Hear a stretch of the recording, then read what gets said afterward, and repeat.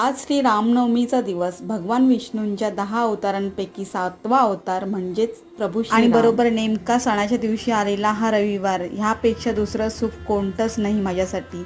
तर आज रामनवमी आहे, त्यानिमित्त मी बनवलंय थोडंसं स्वीट बनवलंय घरामध्ये. संडेचा फुल व्लॉग तर लवकरच येईल, पण म्हटलं आज रामनवमी निमित्त बनवलेलं जे पण काय आहे ते शॉर्टमध्ये तरी तुमच्यासोबत शेअर करावं. आजच्या दिवसासाठी मी खास व्हेज जेवणाचा बेत केलेला आहे. त्याच्यामध्ये आहे राईस, काळ्या वाटाण्याची उसळ, ओल्या नारळाची चटणी, कारण की आंबोळी आहे ना म्हणून हा बेत केला.